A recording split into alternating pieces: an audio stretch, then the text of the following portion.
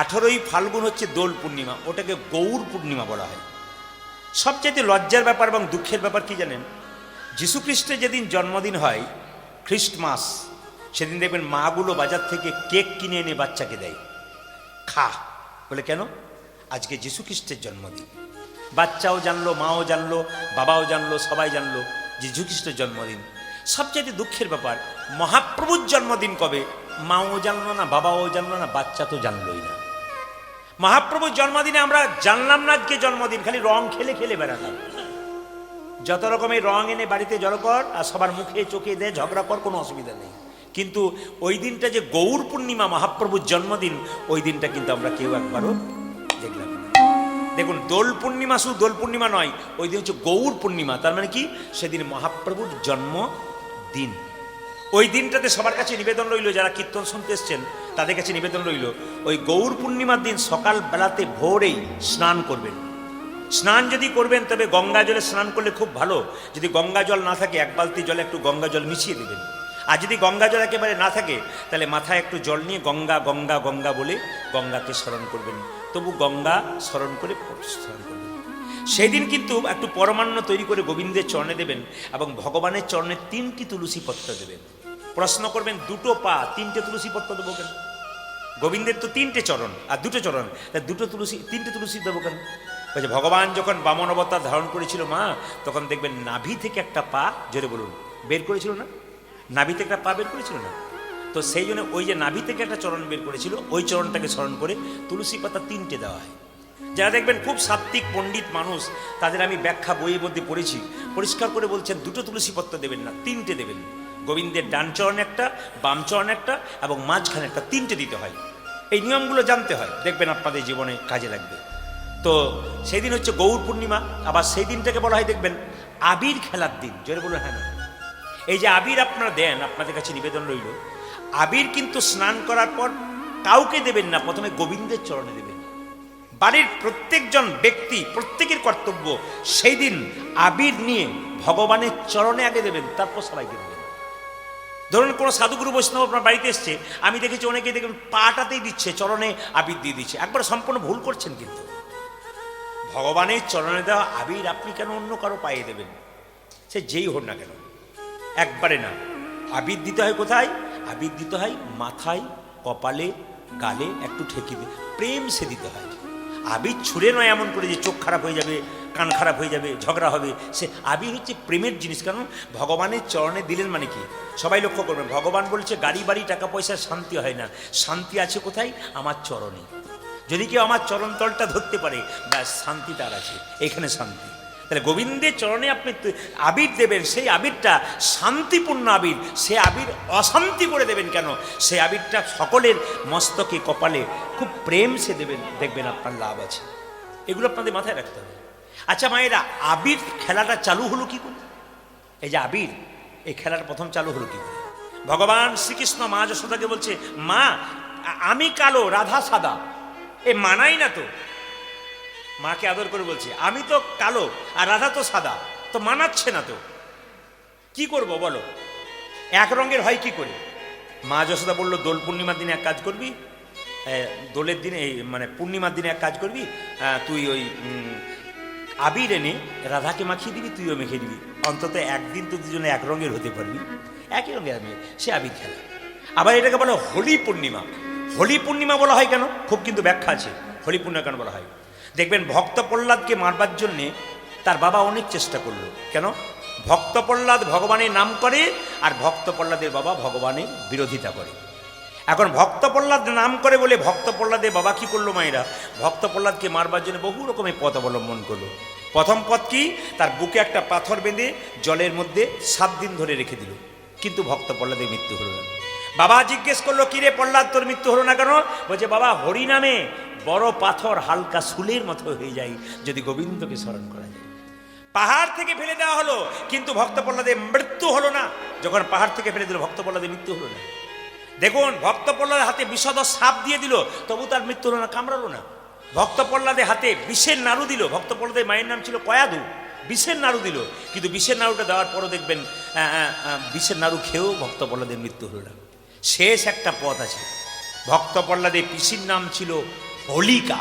এই যে হোলি দহন বলেন না, হোলিকা দহন, এই হোলিকাটা কে? ভক্ত প্রহ্লাদের পিসি, মানে হিরণ্যকশিপুর বোন। ওর একটা বর ছিল, ব্রহ্মার কাছ থেকে একটা বর পেয়েছিল যে একটা চাদর তোমাকে দিলাম। ব্রহ্মা বলল, এই চাদরটা নিয়ে তুমি যদি আগুনে প্রবেশ করো তুমি কোনোদিন পুড়বে না। ব্রহ্মা হোলিকাকে একটা চাদর দিয়েছিল, হোলিকা ধ্যান করেছিল ব্রহ্মার, তো ব্রহ্মা একটা চাদর দিয়েছিল যে তোমাকে শোনো এই চাদরটা দিলাম, তুমি আগুনে প্রবেশ করলে তুমি কোনোদিন পুড়বে না, চাদরটা গায়ে নিয়ে থাকবে। এটা জানে কি? হিরণ্যকশিপু। সে বললো একটা চিতা সাজিয়ে দিই, চিতা সাজিয়ে হোলিকাকে বসিয়ে দেবো। আর হোলিকাকে যেই না বসিয়ে দেবো, ব্যাস প্রহ্লাদ কি করবে? প্রহ্লাদকে কোলে নিয়ে বসে থাকবে, হোলিকা পুড়বে না আর প্রহ্লাদ পুড়ে ছাই দিবে। তো শাস্ত্র কি বলেছে? পরিত্রাণায় সাধুনাং বিনাশায় চ দুষ্কৃতম। ভগবানের কাজ কি? দুষ্টের দমন করা আর শিষ্টের পালন করা। তাই তিনি কি করলেন? ভক্ত প্রহ্লাদ কোলে বসে বৈষ্ণব তিনি নাম করছেন, আর হোলিকা চাদরটা গায়ে নিয়ে, হোলিকা চাদরটা গায়ে নিয়ে চুপচাপ বসে আছে। চিতাতে আগুন জ্বালিয়ে দিল, হোলিকা জ্বলে পুড়ে ছাই হয়ে গেল, ভক্ত প্রহ্লাদ বেঁচে। বাবা, তাই সবার কাছে নিবেদন রইল, এই তখন থেকে হোলিকা দাহন, এইটার নাম অনুসারে হোলিকা, হোলিকা দাহন। নিরজনে বসে বসে মহাপ্রভু কাঁদছেন। মেয়েরা, এখানটা সুন্দর কথা আপনাদের বলে যাই, যদি বাড়িতে আপনাকে কেউ কিছু বলে, মনের মধ্যে কোনো দুঃখ থাকে, কোনো যন্ত্রণা থাকে, কারো কাছে মনের কথা বলতে নাই। পণ্ডিতগণ বলেছেন যে মনের মধ্যে যদি আপনার কোনো ভেতরে দুঃখ থাকে, যন্ত্রণা থাকে, পাড়ার 5টা মেয়ের কাছে বলবেন না। ও আপনার দুঃখ আরো ছড়িয়ে দেবে, যন্ত্রণা ছড়িয়ে দেবে। যদি বলতে হয় তবে 2 জায়গাতে বলো, একটি গুরুচরণে, একটি গোবিন্দের চরণে। গুরু আপনার সমস্যা সমাধান করতে পারে, আর গোবিন্দ আপনার সমস্যা সমাধান করতে পারে। গুরু যদি না থাকে তাহলে গোবিন্দের মন্দিরে চুপচাপ বসুন, যত কথা আছে ভগবানকে বলুন, একমাত্র ভগবান শুনতে পারে। আর যত ভগবানের কাছে বসবেন তত শান্তি পাবেন। শান্তি কোথাও নেই মা, শান্তি আছে একমাত্র গোবিন্দের চরণে। আর শান্তি আছে কোথায়? যদি চোখের জলে ভেসে কেউ নিতাই গৌর হরি বল বলি গোবিন্দ। এখানে কি সুন্দর শিক্ষা দিলেন দেখুন, বলছে নিরজনে বসে বসে নয়ন জলধার। এই যে পদটা আমি গাইলাম, মহাপ্রভু নিরজনে বসে বসে কাঁদছেন। যত কাঁদবেন তত গোবিন্দ প্রাপ্তি হবে, না কাঁদলে গোবিন্দ প্রাপ্তির শান্তি নাই। এই জন্য বারবার বলবো, ভগবানের মন্দিরে একটু কাঁদতে হয়। একটু প্রমাণ দেখেন, চৈতন্য চরিত গ্রন্থ থেকে আমি একটা ছোট্ট কথা বলবো। নিমাই সন্ন্যাস নিয়েছিল, নিমাই সন্ন্যাস নিয়েছিল কত?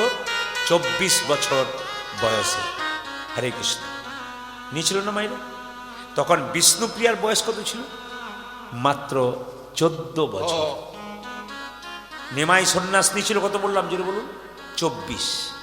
আর বিষ্ণুপ্রিয়ার বয়স কত? মাত্র 14 বছর। ওই মেয়েটি শিখিয়ে দিল চোখের জলে ভেসে ভগবানকে কিভাবে ডাকতে হয়। প্রথম বিবাহ নিমাইয়ের লক্ষ্মীপ্রিয়ার সঙ্গে, তিনি সাপে কেটে মরে গেলেন। আর দ্বিতীয় বিবাহ হলো বিষ্ণুপ্রিয়ার সঙ্গে। তাকে ঘরে রেখে মহাপ্রভু কীর্তন করতে লাগলেন। এই বিষ্ণুপ্রিয়া মাকে আপনারা কেউ জানলেন না, শুধু মহাপ্রভুকেই জানলেন। কিন্তু একজন পুরুষ বড় হবার পেছনে একজন নারীর অবদান অনেক। নারী যদি নারীর মতো হয় তবে পুরুষ ওপরে উঠে যায়, আর নারী যদি আনারী হয় তবে পুরুষ নিচে নেমে যায়। এই যে একজন পুরুষের জীবনে বড় হবার পেছনে একজন নারীর অবদান অনেকখানি আছে। এই পৃথিবীতে যত পুরুষ বড় হয়েছে তাকে খবরটা নিয়ে দেখুন, তার পেছনে নারীর অবদান কিন্তু অনেক বড়। এই বিষ্ণুপ্রিয়ার কথা শুনলে আপনারা বুঝতে পারবেন যে মহাপ্রভু যে এগিয়ে গিয়েছিলেন এই ধর্মপথে, এবং তিনি যে ভক্তদেরকে কৃষ্ণ নাম দিয়ে আপ্লুত করেছিলেন, তার পেছনে কিন্তু একজন ছিলেন, তিনি হচ্ছেন বিষ্ণুপ্রিয়া মা। তিনি মা হতে পারে নাই, কিন্তু জগতের মা হতে পেরেছেন। মা এমনি এমনি হওয়া যায় না, মায়ের অগাধ ভালোবাসা চাই, তবে মা হওয়া যায়। যিনি ঈশ্বরচন্দ্র বিদ্যাসাগরের মা, তিনি খালের মা নয়, বিলের মা নয়, তিনি সাগরের মা। তিনি সাগরের মা হলেন কেন? খালের মা নয়, বিলের মা নয়, বিদ্যাসাগরের মা। সাগরের মা হলে কেন না? আপনারা সবাই জানেন যে বিদ্যাসাগর মহাশয় তার মায়ের জন্য একটা শাল এনেছিল, বলে মা শালটা তুমি গায়ে নিও। কিন্তু দেখতে পেল শালটা বাক্সের ভেতরে মা ভরে দিয়েছে। জিজ্ঞেস করলো কয়েকদিন পরে, মা এত ঠান্ডা, তুমি শালটা গায়ে নিচ্ছ না, ছেঁড়া চাদর নিয়ে আছো কেন? বলছে বাবা, তুই তো আমার জন্য একটা শাল এনে দিলি, কিন্তু তাকিয়ে দেখ পাড়া প্রতিবেশীর কত মা ঠান্ডায় থরথর করে কাঁপছে। যেদিন তুই ওদের জন্য শাল এনে দিবি সেই দিন আমি গ্রহণ করবো, তাছাড়া আমি গ্রহণ। এখানে জানতে হবে এমনি এমনি মা হওয়া যায় না। তিনি সাগরের মা হলেন কেন? যার হৃদয়টা বড়। হৃদয় যার বড় সে তো পৃথিবীতে অনেক বড় হতে পারে। রামকৃষ্ণদেব বলেছেন, তোমার বাড়িতে কেউ যদি যায়, দুটো মিষ্টি জল দিতে পারো না পারো, হেসে হেসে দুটো মিষ্টি কথা অন্তত বলো। ওটা করতে তোমার কোনো খরচ হয় না। ওই জন্য রামকৃষ্ণদেবের কথা খুব দামি কথা। তিনি বললেন, দুটো মিষ্টি জল দিতে না পারো, দুটো মিষ্টি কথা কিন্তু তোমরা বলো। এই বিষ্ণুপ্রিয়ার কথা শুনে নিমায় যখন সন্ন্যাস নিয়ে চলে গেল, বিষ্ণুপ্রিয়া সেদিন থেকে সচিমাতাকে সামলাতে লাগলো। ছেলে যদি ঘর থেকে চলে যায়, মায়ের মতো যন্ত্রণা পৃথিবীতে আর কার? সচিমা নিমাই নিমাই নিমাই নিমাই বলে কেঁদে কেঁদে বেড়াই। একদিকে বিষ্ণুপ্রিয়া কাঁদে, একদিকে নিমাই কাঁদে, একদিকে নদিয়াবাসী কাঁদে। তো বিষ্ণুপ্রিয়া সারাদিন কাঁদতে পারত না। সচিমাতা সারাদিন নিমাই নিমাই বলে কাঁদত, আর বিষ্ণুপ্রিয়া তাকে আশ্বাস বানিয়ে দিত, মা তুমি কাঁদছো কেন? তোমার ছেলে জগবাসীর জন্য চলে গেছে, হরিনাম দেবার জন্য, তুমি কাঁদছো কেন? তুমি কেঁদো না, তুমি কেঁদো না মা, জগবাসীকে হরিনাম দিচ্ছে। বলছে সারাদিন শাশুড়ি মাকে বোঝাতো, শাশুড়ি মাকে ভোলাতো, কিন্তু রাত্রিবেলায় নিজের মনকে ভোলাতে। একজন স্ত্রী যদি স্বামীকে হারায়, সারাদিন সবাইকে সান্ত্বনা দেয়, রাত্রিবেলায় কি কখনো সান্ত্বনা দিতে পারে? পারে না। বিষ্ণুপ্রিয়া সারা রাত্রি জেগে থাকতো, কাঁদতো।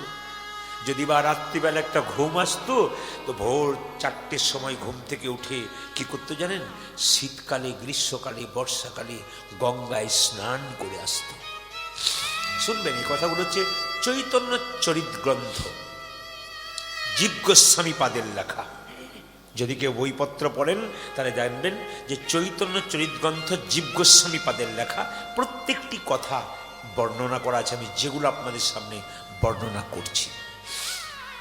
বিষ্ণুপ্রিয়া সকালবেলায় ঘুম থেকে উঠে তিনি কি করতেন না, গঙ্গায় স্নান করতেন। এই যে শীতের রাত্রিতে মানুষ যখন ভোরবেলায় উঠতে পারে না, তখন ভোর 4টের সময় বিষ্ণুপ্রিয়া গঙ্গা থেকে স্নান করে ভিজে কাপড়ে, চিন্তা করুন, কাপড় পরিবর্তন করতো না, ভিজে কাপড়ে হরে কৃষ্ণ হরে কৃষ্ণ হরে কৃষ্ণ হরে কৃষ্ণ। কত বয়স বললাম? জোরে বলুন, কত বললাম? 14 বছর। একটা 14 বছরের মেয়ে, মানে ক্লাস 9-এ পড়া মেয়ে। সেই মেয়েটার কথা চিন্তা করুন, কেমন ভক্তি দেখুন। শুধু সকালবেলায় ঘুম থেকে উঠে স্নান করার পর ভিজে কাপড়ে ঠান্ডাতে হরে কৃষ্ণ হরে কৃষ্ণ হরে কৃষ্ণ হরে কৃষ্ণ। পাশের মেয়েরা বলে উঠতো, প্রিয়া তুই যে মরে যাবি রে, ভোরবেলায় স্নান করে তুই কৃষ্ণ নাম করছিস, তুই যে মরে যাবি। বিষ্ণুপ্রিয়া কেঁদে কেঁদে বলতো, দিদি আমার মা আমাকে শিখিয়ে দিয়েছে, স্বামী যদি ধর্ম করে আর স্ত্রী যদি তার পেছন পেছন তাকে সাহায্য না করে, তবে তাকে সহধর্মিণী বলবে কি করে?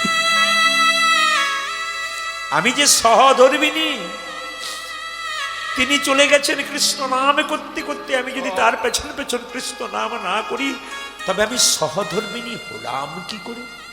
সবাই শুনবেন কথাগুলো খুব মন দিয়ে।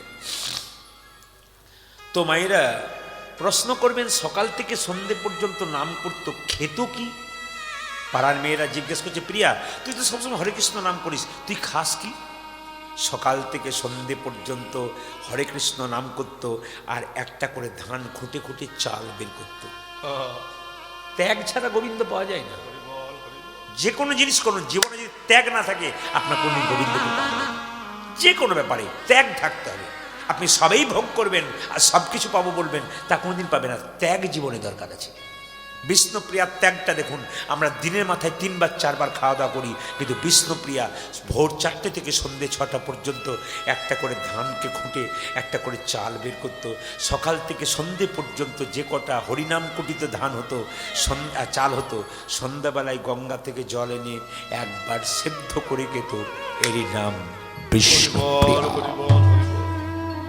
আপনারা 15 দিন পর একবার উপবাস করছেন, দিনের মাথায় একবার খাচ্ছেন, কিন্তু বিষ্ণুপ্রিয়ার ত্যাগটা লক্ষ্য করুন, প্রতিদিন একবার খায়।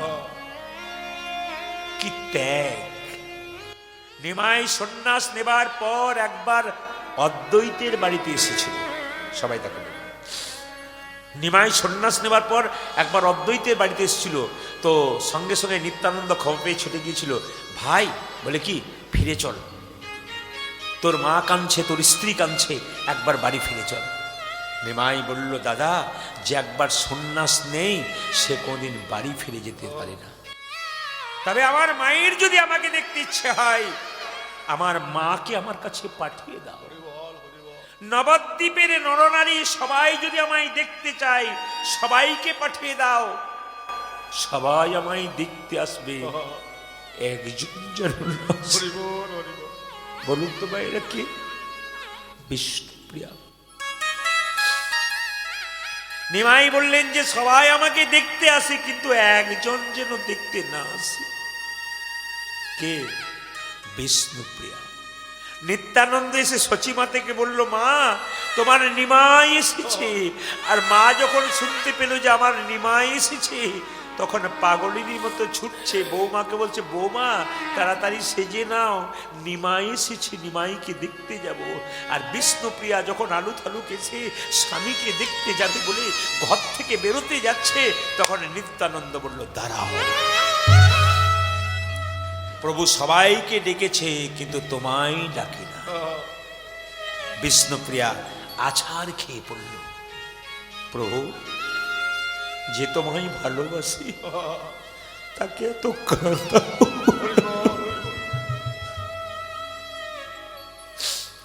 যে তোমায় ডাকে তাকে এত চোখের জলে ভাসাও। বিষ্ণুপ্রিয়া কাঁদছে। সবাই লক্ষ্য করুন, চৈতন্য চরিতামৃতে কথাগুলো কত দামি দেখুন। এই সকালবেলায় আপনারা এসেছেন, মানে জমি যদি সকালবেলায় তৈরি করা যায় না, সারাদিন জমিটা কৃষ্ণমুখী হয়ে যায়। আজকে আপনারা সারাদিন অষ্টকালীন কীর্তন শুনবেন, তো আজকে সকালবেলায় যদি জমিটা একটু জল সেচন না করা যায়, জমিটাকে উর্বর না করা যায়, তবে সারাদিন আপনি ফসল রোপণ করবেন কি করে? এই জন্য সকালবেলাকার কীর্তন যদি একটু চোখের জল না থাকে, যদি এইখানটা সিঞ্চন না করেন, তাহলে বীজ রোপণ হবে কি করে? ওই জন্য আজকে সকালবেলায় কীর্তন শুনতে এসছেন, হৃদয়টাকে, জমিটাকে তৈরি করুন, যেন কৃষ্ণমুখী হয়, যেন ভজনমুখী হয়, যেন সাধনমুখী হয়। জীবনের পথটা যেন গোবিন্দের চরণ সাধন।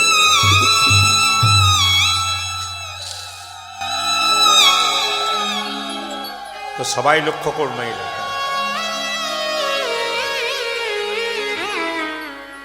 বিষ্ণুপ্রিয়া কি করছে দেখুন মেয়েরা।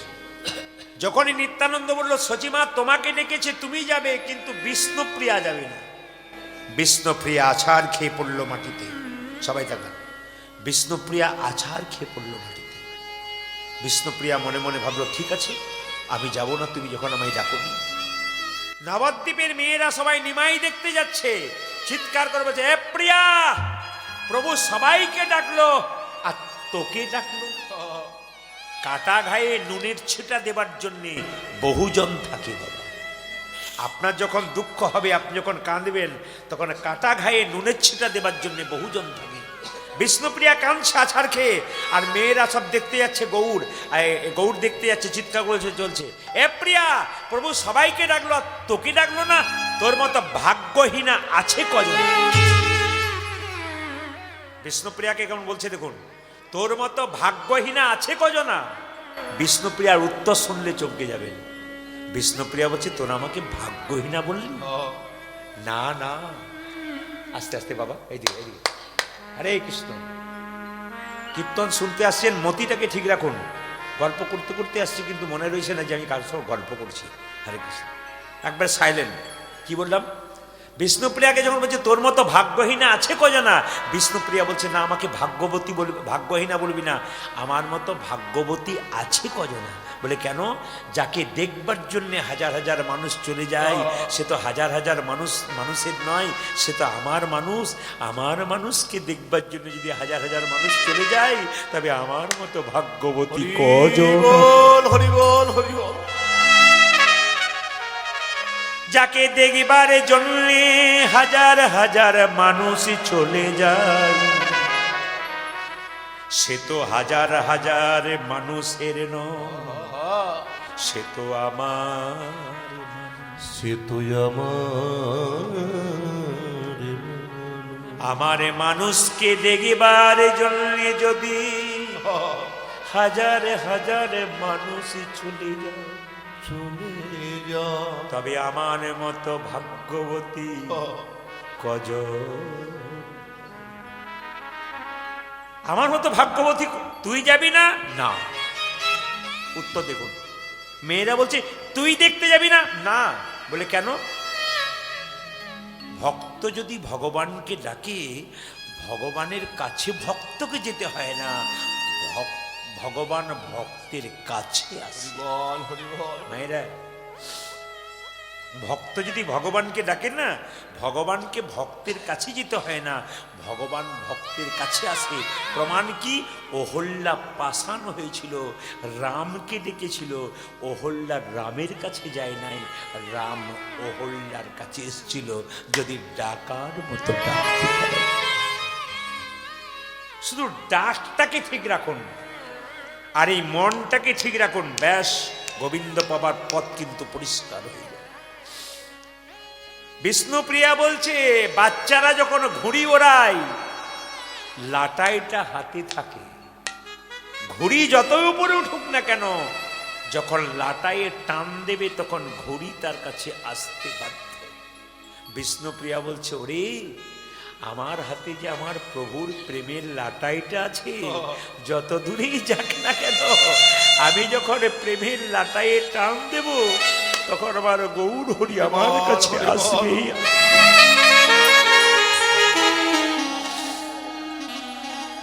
ওই জন্য প্রেম ছাড়া পাওয়া যায় না, প্রেম ছাড়া ভগবানের কৃপা পাওয়া যায়। প্রেমের লাটা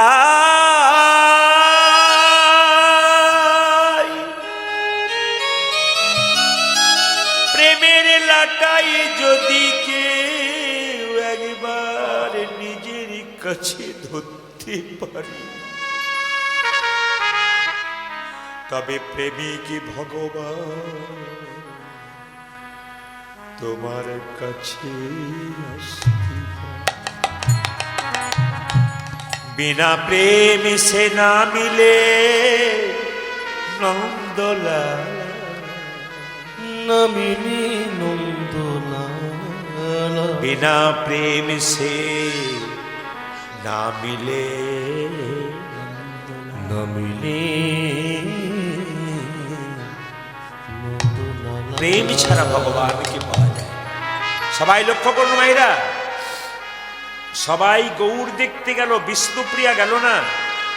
আপনারা সবাই জানেন যে নিমাই সন্ন্যাস নেবার পর বিষ্ণুপ্রিয়ার কাছে একবারও আসে নাই, কিন্তু চৈতন্য চরিত গ্রন্থ বলছে সন্ন্যাস নেবার পর একদিন রাত্রিতে নিমাই বিষ্ণুপ্রিয়ার কাছে এসেছিল। জায়গাটি ধরবেন। অনেকেই জানেন যে নিমাই সন্ন্যাস নেবার পর বিষ্ণুপ্রিয়ার কাছে আর আসে নাই, কিন্তু একদিন গভীর রজনীতে বিষ্ণুপ্রিয়ার কাছে নিমাই এসেছিল, চৈতন্য চরিত গ্রন্থ বলছে। কখন এসেছিল মাইরা? রাত্রি 12টা। বিষ্ণুপ্রিয়া যখন ঘুমাচ্ছে তখন হঠাৎ দরজায় ধাক্কা। প্রিয়া, প্রিয়া, প্রিয়া। বিষ্ণুপ্রিয়া ঘুম থেকে উঠে বলল, কে? আমি এসেছি। মাঝরাত্রিতে 14 বছরের মেয়েটা যখন অঘোর ঘুমোচ্ছে, দরজায় তার স্বামী ধাক্কা দিচ্ছে, প্রিয়া আমি এসেছি। দরজা খোলেনি কিন্তু, তুমি, আমি এসেছি। বিষ্ণুপ্রিয়া ভেতর থেকে বলছে, এ জগতে সবাই তো আমি, তুমি কি আমায় চিনতে পারো না? আমি তোমার প্রাণনাথ এসেছি। দরজা খুলবে না। বিষ্ণুপ্রিয়ার ভেতর থেকে বলছে, এতদিন পরে তুমি আমার কথা মনে রেখেছো প্রভু। হরিবল হরিবল। আমি দরজা খুলবো, কিন্তু খোলার আগে একটি প্রশ্নের উত্তর চাই, তবে দরজা খুলবো নইলে খুলবো না। কি? যে ভগবানকে ডাকে তারা তো কষ্ট হয় কেন? যে ভগবানকে ডাকে তাকে সারা জীবন চোখের জলে কষ্ট হয়।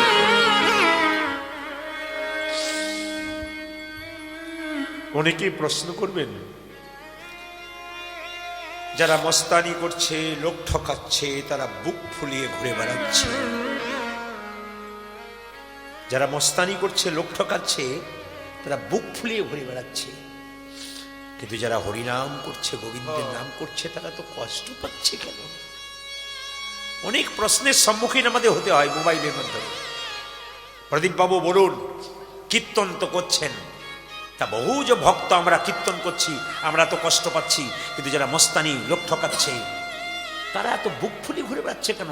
তাদের কিছু হচ্ছে না, আমাদের ঘর ফুটে জল পড়ছে, ছেলের অসুখ করছে, আমাদের তো বিপদ আসছে কেন?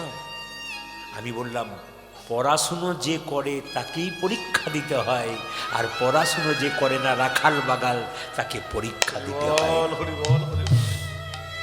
যে ভগবানকে ডাকে তাকেই তো পরীক্ষা দিতে হয়, আর যে ভগবানকে ডাকে না তাকে পরীক্ষা দিতে হয়।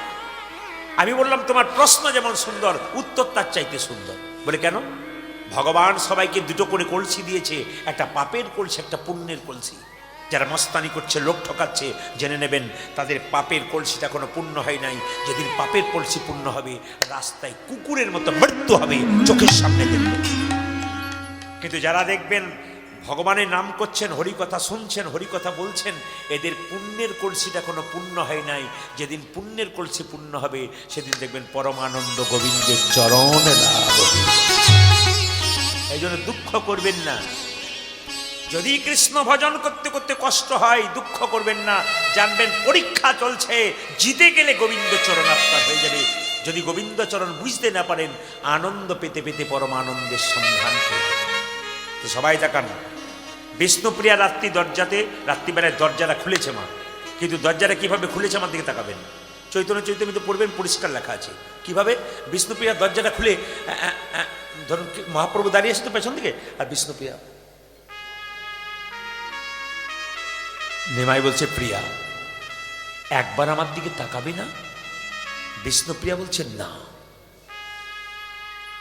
বহুদিন পরে স্বামী যদি বাড়ি আসে, স্ত্রী কি তার বদন পানে একবার চাই না?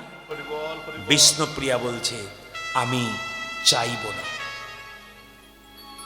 দেখুন, বিষ্ণুপ্রিয়া কিন্তু এরকম করে মাথায় কাপড়টা নিয়ে আছে, নিমাই পেছনে দাঁড়িয়ে আছে, একবার তাকাচ্ছে। তোমার অভিমান হয়েছে?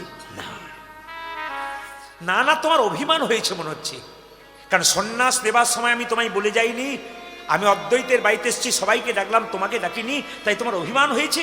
বিষ্ণুপ্রিয়া বলছে, না, অভিমান হয় নাই। তবে তুমি আমার দিকে তাকাচ্ছ না কেন? বহুদিন পরে স্বামী যদি স্ত্রীর কাছে আসে, সেই স্ত্রী কি স্বামীর বদন পানে একবার চাই না? বিষ্ণুপ্রিয়া বলছে, স্বামী চাইতে ইচ্ছা হয়, কিন্তু চাইতে পারি না। বলে কেন? শাস্ত্রে শুনেছি, সাধুগুরু বৈষ্ণবের মুখে শুনেছি, যে একবার সন্ন্যাস নেয়, তাই তার নারী মুখ দেখতে নাই। আমার মতো হতভাগিনীর মুখ দেখে আমি তোমার সন্ন্যাস ধর্ম নষ্ট করতে চাই।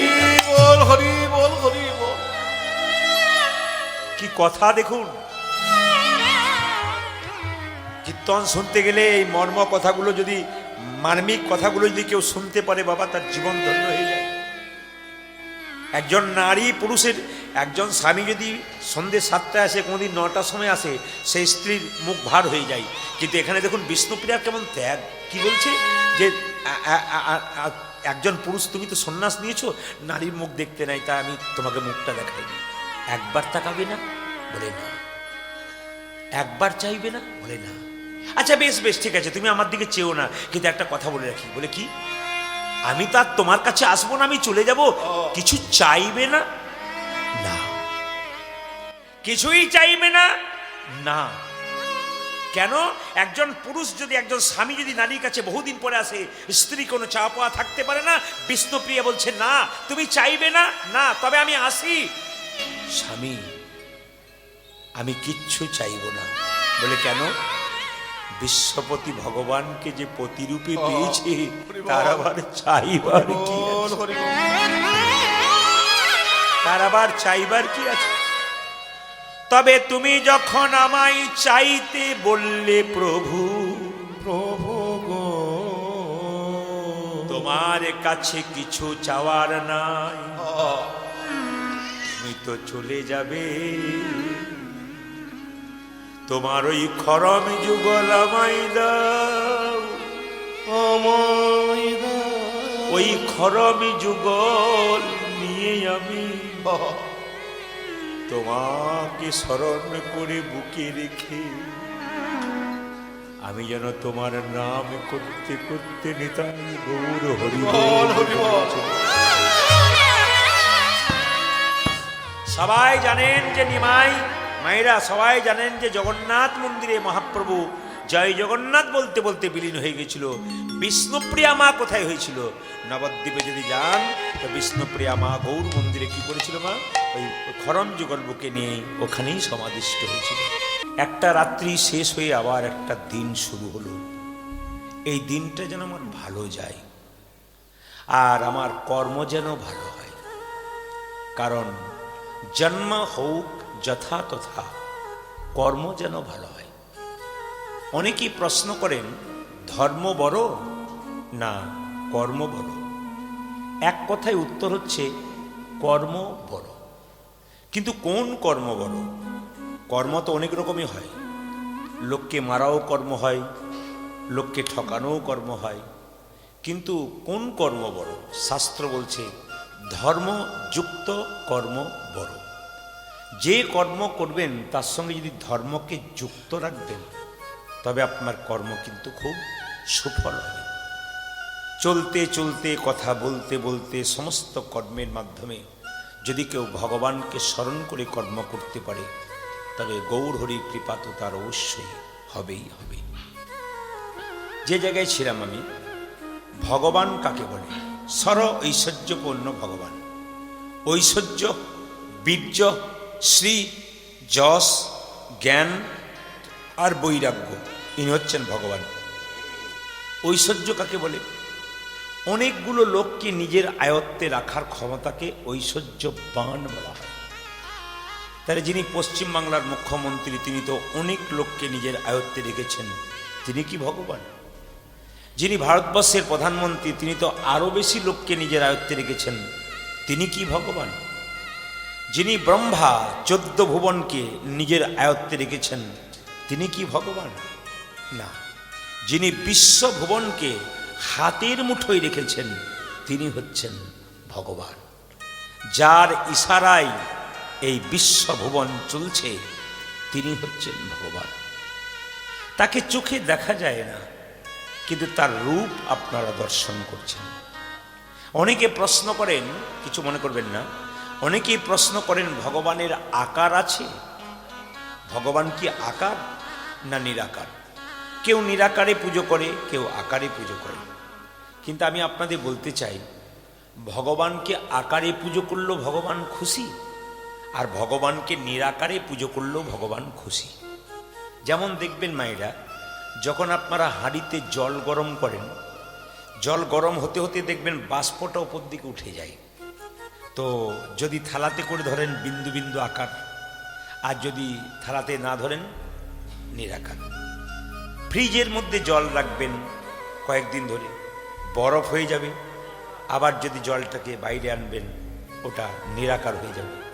কখনো তিনি আকার, কখনো তিনি নিরাকার, যে যেমনভাবে তাকে ভজন করতে পারে।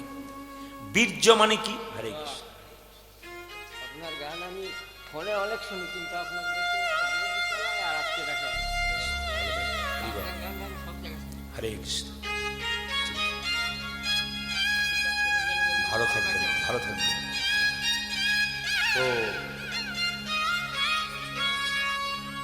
বীর্য মানে কি মায়েরা? বীর্য মানে হচ্ছে ক্ষমতা। ভগবান কড়ি আঙুলে কি করেছিল? বাম কনিষ্ঠ আঙুলে 7 দিন ধরে গিরি গোবর্ধন ধারণ করেছিল। তিনি কত বড় ক্ষমতাবান, ঐশ্বর্য বীর্য। শ্রী মানে কি? মায়েরা বলেন না, তোর কাজের কোনো শ্রী নাই। শ্রী মানে সুন্দরতা। ভগবান এত সুন্দর দেখতে, তার রূপ যদি একবার কেউ দর্শন করতে পারে, তবে পৃথিবীর কোনো রূপ আর তার ভালো লাগবে না। যিনি ভগবানকে জানতে পেরেছেন, যিনি ভগবানকে দেখেছেন, তার আর কোনো জিনিস দেখতে ভালো লাগবে। হরিবল হরিবল। ওই জন্য সকালবেলায় ঘুম থেকে উঠে যদি কেউ গোবিন্দ দর্শন করতে পারে, তবে তার মতো সুখী পৃথিবীতে কজন আছে? প্রচুর টাকা আছে, প্রচুর গাড়ি আছে, বাড়ি আছে, কিন্তু ঘুমোবার সময় 1 টাকার ঘুমের ট্যাবলেট ছাড়া ঘুম হয় না। এমন ঘুমের দাম কি আছে? হরিবল হরিবল। এমন ঘুম হবে যেন গোবিন্দের নাম করতে করতে ঘুমাতে পারি, আর গোবিন্দের নাম করতে করতে জাগতে পারি। এটাই তো শান্তি।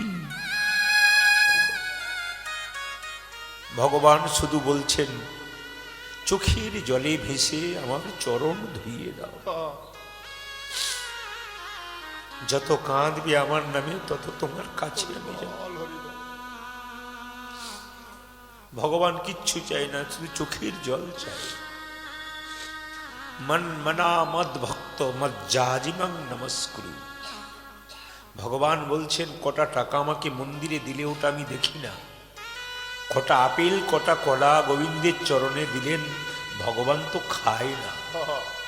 ভগবান দেখে তুমি প্রেমের ভাবে দিলে না অহংকারী। হরিবল হরিবল হরিবল। যিনি প্রেম নিয়ে গোবিন্দের চরণে যায়, যিনি ভালোবাসা নিয়ে গোবিন্দের চরণে যায়, ভগবান যে তারও হয়ে যায়। ওই জন্য ভগবানের চরণে বসে শুধুমাত্র একটু কাঁদতে হবে। আমি যে জায়গায় ছিলাম মেয়েরা, সকালবেলায় ঘুম থেকে উঠে স্মৃতি শাস্ত্র বলল, যদি আপনার বাড়িতে যেখানে শুয়ে থাকেন দেওয়ালে যদি রাধাকৃষ্ণের মূর্তি না থাকে, দরকার নেই। করাগ্গে বসতে লক্ষ্মী কর মূলিতু সরস্বতী কর মধ্যে গোবিন্দম প্রভাতে কর দর্শনম। দেখুন, যতগুলো আসরে আমরা গান করি, মোটামুটি 25,000, 20,000, 22,000, নিম্নপক্ষে 10 থেকে 8,000 ভক্ত হয়। আজকে আমার ভালো লাগছে এই জন্যে যে এই সমষ্টি কয়েকটা ভক্ত নিয়ে কীর্তন করা, এ আমার অভিজ্ঞতা প্রথম হচ্ছে মনে হচ্ছে। তো গৌর গোবিন্দের কৃপা, তিনি আজকে যেগুলোকে দিয়েছেন এই মানে সেবা করার জন্যে, সেইগুলোই আস্তে আস্তে সেবার জন্য আসবে। গোবিন্দ সেবাই তো সবাই লাগে না, তো যতগুলো লেগেছেন সেগুলো গোবিন্দ কৃপাতে আজকে সকালবেলায় লেগেছেন। এই সময় সবাই আসতে পারে না। এই যে আপনারা ধীরে ধীরে ধীরে ধীরে আস্তে আস্তে আসছেন, এটা হচ্ছে সবচাইতে খুব মানে গৌর গোবিন্দের কৃপা ছাড়া হয় না। তো যে জায়গাতে ছিলাম, করাগ্গে বসতে লক্ষ্মী করমূলে তু সরস্বতী কর মধ্যে গোবিন্দম প্রভাতে কর দর্শনম।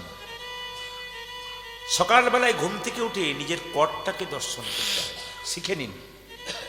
এইভাবে আপনি যদি 1 মাস করতে পারেন, 1 মাস পর আপনার জীবনটা যে জায়গায় ছিল আপনি আরো উন্নত জায়গায় যাবেন। যদি এই জায়গায় করতে পারেন, করাগ্গে বসতে লক্ষ্মী কর মূলে তু সরস্বতী কর মধ্যে গোবিন্দম প্রভাতে কর দর্শনম। তার মানে কি মায়েরা তাকান, করাগ্গে বসতে লক্ষ্মী মানে এখানে মা লক্ষ্মী আছে, করমূলে তু সরস্বতী এখানে কি আছে? মা সরস্বতী। কর মধ্যে গোবিন্দম এখানে আছে ভগবান শ্রীকৃষ্ণ। হ্যাঁ, প্রভাতে কর দর্শনম, সকালবেলাতে কর দর্শন করতে হয়, তবে ভগবান দর্শন হয়। স্মৃতিশাস্ত্র খুব সুন্দর নিয়ম বলেছে, 1 মাস পালন করুন, তারপর দেখবেন আপনি ছাড়তে পারবেন না, আপনার জীবন পরিবর্তন হয়ে যাবে। বাচ্চাকে শেখান, আপনি শেখান, জীবনের গতিটা আপনার চেঞ্জ হয়ে যাবে। এইবার সকালে যখন আপনি ওই নিজের করটা দর্শন করলেন, দর্শন করার পর কী করবেন মায়েরা? না, যে বিছানা থেকে আপনি শুয়েছিলেন সেই বিছানা থেকে যখন উঠবেন, যে মাটিতে পা দেবেন, সেই মাটিতে পা দেবার আগে সেই মাটিটাকে একবার প্রণাম করবেন। কেন প্রণাম করবেন? এই মাটিতে মহাপ্রভুর চরণধুলি আছে, এই মাটিতে ভগবান শ্রীকৃষ্ণের চরণধুলি আছে, এই মাটিতে ভগবান রামচন্দ্রের চরণধুলি আছে। এই চরণধুলিতে পা দেবার আগে একবার প্রণাম করতে হয়। যদি নারী হয় আসতে বাবা, যদি নারী হয় উনি বাঁ পাটা আগে নামাবেন, আর যদি পুরুষ হয় তবে উনি ডান পাটা আগে নামাবেন।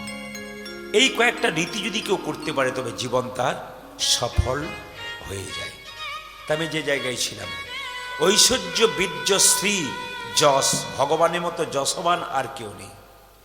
ঐশ্বর্য বীর্য শ্রী যশ জ্ঞান, ভগবানের মতো জ্ঞানবান আর কি আছে? কেন? ভগবান শ্রীকৃষ্ণের মুখশ্রিত বাণী হচ্ছে শ্রীমদ্ ভাগবত গীতা। ভাগবত মানে কি মা? ভক্তি, জ্ঞান, বৈরাগ্য এবং ত্যাগ, এর নাম হচ্ছে ভাগবত। যেটা ভগবান শ্রীকৃষ্ণের মুখ থেকে হয়েছিল এবং ভগবানের চরণ থেকে গঙ্গার জন্ম হয়েছিল। ভগবানের চরণ ধরি কেন? গঙ্গা ভগবানের চরণ থেকে পেয়েছি, আর মুখ থেকে পেয়েছি কি? শ্রীমদ্ ভাগবত গীতা। এই জন্য তিনি কত বড় জ্ঞানবান। ঐশ্বর্য বীর্য শ্রী যশ জ্ঞান আর বৈরাগ্য। ভগবান শ্রীকৃষ্ণ যখন মথুরায় চলে গেলেন বৃন্দাবন থেকে, তখন আমরা ভাবলাম যে ভগবানের বৈরাগ্য জন্মেছে, কিন্তু জন্মাই নাই। কেন? প্রমাণ কি? না, উদ্ধবকে মাঝে মাঝে পাঠাতো বৃন্দাবনে, কে কেমন আছে খবরটা নিয়ে এসো। বৈরাগ্য পাকাপাকি হয় নাই। বৈরাগ্য পাকাপাকি হলো কখন? যখন তিনি কলিযুগে মহাপ্রভু গৌর হরি হলেন, তখন তার কিন্তু সন্ন্যাস নেবার পর তার বৈরাগ্য নেতাই গৌর হরি হরি। তাই মহাপ্রভুর ভাবটি কেমন? ওগো কহইতে গদ গদ, ওগো কহইতে গদ গদ, কহইতে গদ গদ, আজ কহইতে গদ গদ, কহয় না যাই রে। ওগো কহইতে গদ গদ, কহ না যাই রে।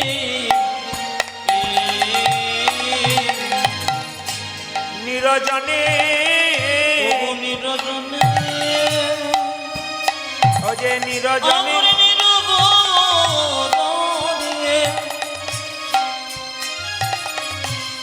বসে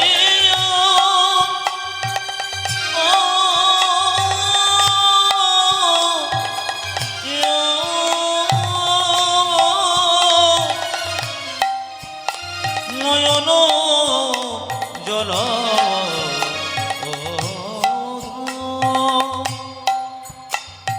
আমারি গো গোরা।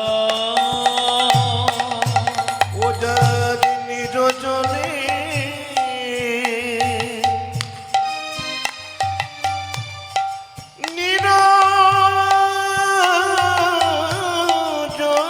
নিরজনে আজ বসিয়া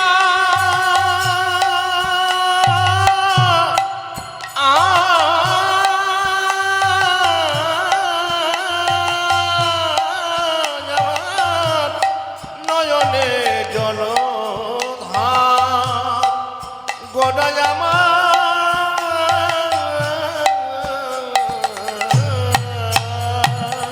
ভেসে যাই ভেসে যাই, ভেসে যাই ভেসে যাই, ভেসে যাই ভেসে দেখো দেখো ভেসে যায় ভেসে ও যায় যে নয়ন জলে গোড়ারাই ভেসে যাই ভেসে, আয় নয়ন জলে গোরারাই ভেসে যাই ভেসে ও যে যাই। নয়ন জলে গোড়ারাই ভেসে যাই ওই ভেসে, আমার নয়নের জন্য গোড়ায় ভেসে যায় ভেসে ও যায় যে কি জানি কোন ভাবের উদয় ভেসে যাই ভেসে যাই, আয় কি জানি কোন ভাবের হৃদয় ভেসে যাই ভেসে ও যে যাই। কি জানি কোন ভাবের উদয় ভেসে যাই ভেসে যাই, যে কি জানি কোন ভাবেই হৃদয় ভেসে যায় ভেসে ও যে যায় নয়ন জলে গোড়ারাই ভেসে যাই ভেসে যাই, নয়ন জলে ও গোরারাই, যে কি জানি কোন ভাবের উদয় নয়ন জলে গোরারাই আচ্ছা কিটানিকর ভাবের উদয় আচ্ছা কিটানিকর ভাবের উদয় আচ্ছা কিটানিকর ভাবের উদয় আচ্ছা কিটানায় ভেসে যায়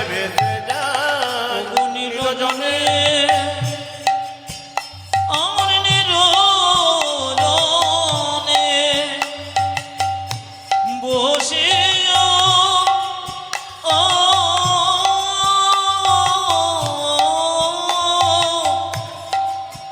আমার নয়ন জল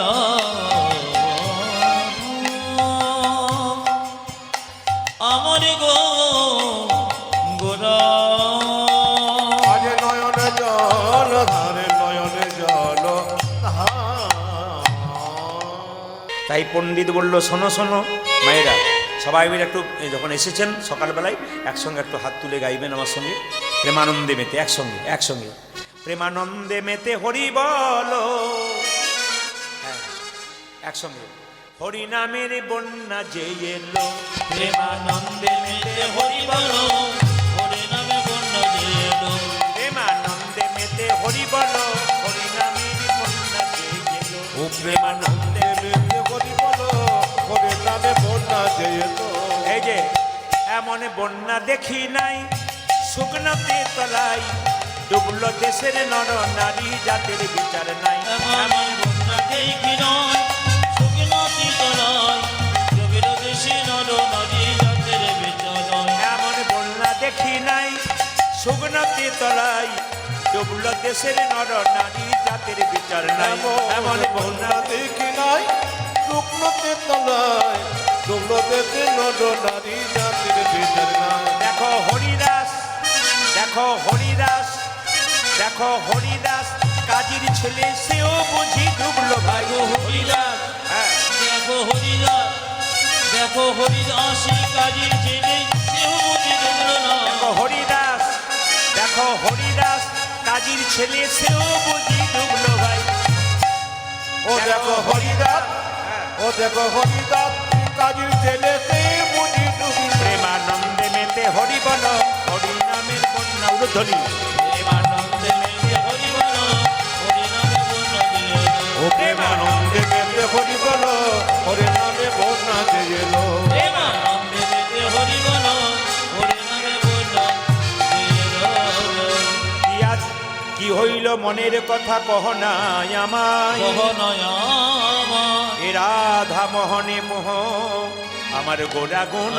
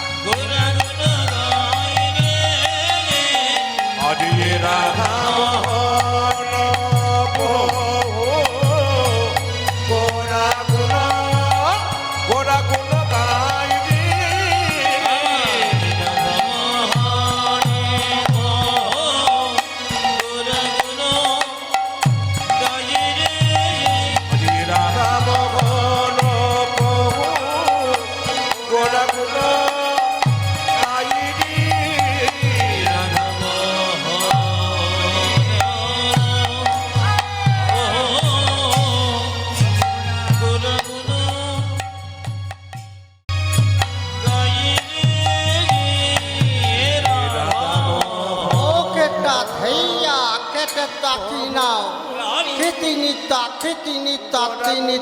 তিনি তো দিগি দিগি দিগি দি দি দি দি ঝামদা গেগরে ঝামদা তিনি তাউটি তাউটি তাকে তাকে না তাকে তাকে তাকে ঘের के ना तो के ताके এটা তাকি না তিনি তাকে তিনি তো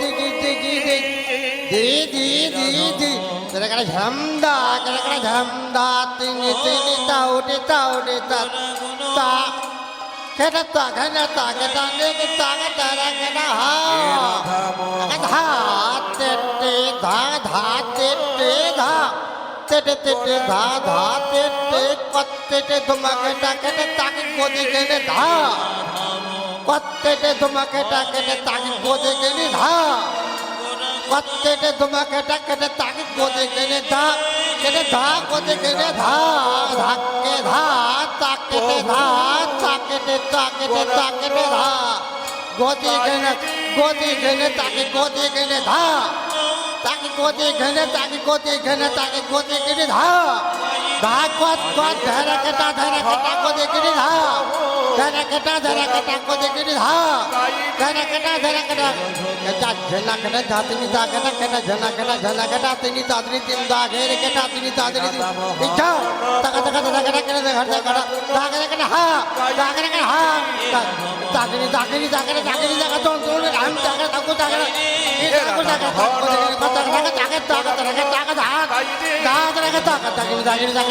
तो हम ताको